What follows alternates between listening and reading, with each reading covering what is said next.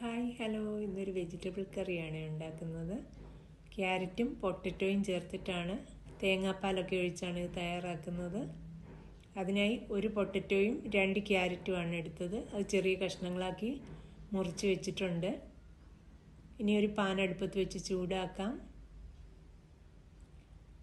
അതിലേക്ക് വെളിച്ചെണ്ണ ഒഴിച്ചു കൊടുക്കാം. ഒരു ചെറിയ കഷ്ണം പട്ട, ഒരു 4 ഗ്രാമ്പൂ, ഒരു ഏലക്ക ഇട്ടു. അതൊന്ന് ഇളക്കി കൊടുക്കാം. ഇനി അതിലേക്ക് ഇഞ്ചിയും വെളുത്തുള്ളി അരിഞ്ഞത് 1 സ്പൂൺ ഇട്ടു.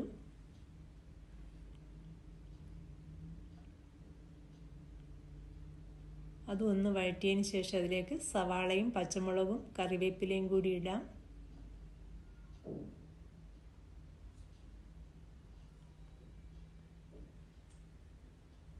അതിലേക്ക് 1/2 ടീസ്പൂൺ ഉപ്പും ചേർത്തു. ഇനി ആ സവാളയൊക്കെ ഒന്ന് സോഫ്റ്റ് ആകുന്നത് വരെ വഴറ്റിയെടുക്കാം.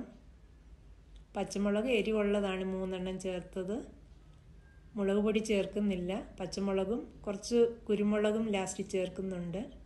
അതിൻ്റെ എരിവാണ് ഈ കറിക്കുള്ളത്.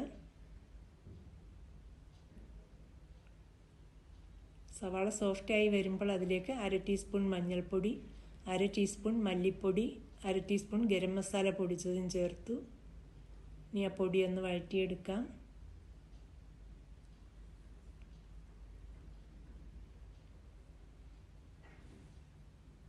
അത് വഴറ്റിയതിന് ശേഷം അതിലേക്ക് പൊട്ടറ്റോയും ക്യാരറ്റും ചേർത്ത് കൊടുക്കാം.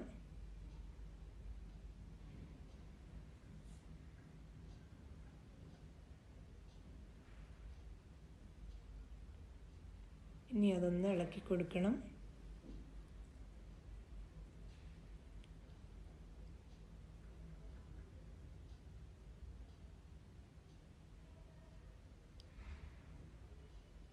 അതിന് ശേഷം അതൊന്ന് അടച്ചു വെച്ച് കൊടുക്കാം. ഇടയ്ക്കൊന്ന് ഇളക്കിയും കൊടുക്കണം. ആ മസാലയൊക്കെ അതിലൊന്ന് പിടിക്കുന്നതിനായിട്ടാണ്. അതിന് ശേഷം ഒരു 2-3 മിനിറ്റിന് ശേഷം വെള്ളം ഒഴിച്ചു കൊടുത്ത് വേവിച്ചെടുക്കണം. ലോ ഫ്ലെയിമിൽ വെച്ച് ഒരു 2-3 മിനിറ്റ് ഒന്ന് അടച്ചു വെച്ച് ഇടയ്ക്കൊന്ന് ഇളക്കി കൊടുത്താൽ മതിയാവും. ഇനി അതിലേക്ക് 1 കപ്പ് വെള്ളം ഒഴിച്ചു. ഇനി അതൊന്ന് ഇളക്കിയതിന് ശേഷം അതൊന്ന് വേവിച്ചെടുക്കാം.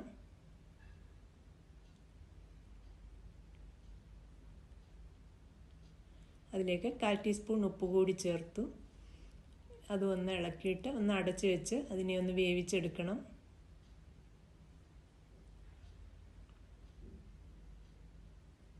ഇടയ്ക്കൊന്ന് ഇളക്കിയും കൊടുക്കാം. ഒന്നുകൂടി അടച്ചു വെച്ച് വേവിക്കാം. ആ വെള്ളമൊക്കെ ഒന്ന് വറ്റി വരണം. ക്യാരറ്റും പൊട്ടറ്റോയും ഒക്കെ ഒന്ന് വെന്തും കിട്ടണം നന്നായിട്ട്.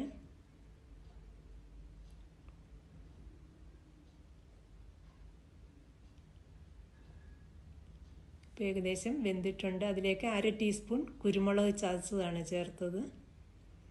ഇപ്പം പൊട്ടറ്റോയും ക്യാരറ്റും ഒക്കെ നന്നായിട്ട് വെന്തു. വെള്ളമൊക്കെ നന്നായിട്ട് വറ്റിയൊക്കെ വന്നിട്ടുണ്ട്. ഇനി അതിലേക്ക് തേങ്ങാപ്പാൽ ചേർത്ത് കൊടുക്കാം. കുറച്ച് തിക്കായിട്ടാണ് ഈ കറി ഇരിക്കുന്നത്. അപ്പോൾ ഒത്തിരി വെള്ളമൊന്നും ഒഴിക്കരുത് വേവിക്കാനായിട്ട്. തേങ്ങാപ്പാൽ ഒഴിച്ചു. ഇനി അത് നന്നായിട്ടൊന്ന് ചൂടാക്കിയെടുക്കണം. ഒത്തിരി അങ്ങ് തിളപ്പിക്കേണ്ട. ചെറുതായിട്ട് തിള വരുമ്പോൾ ഗ്യാസ് ഓഫ് ചെയ്യണം.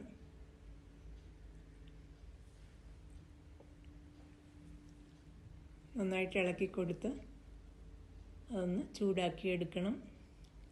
ഇപ്പോൾ കറിയൊക്കെ കുറുകി വന്നിട്ടുണ്ട്, ചൂടായി വന്നിട്ടുണ്ട്. ഇനി ഗ്യാസ് ഓഫ് ചെയ്യാം.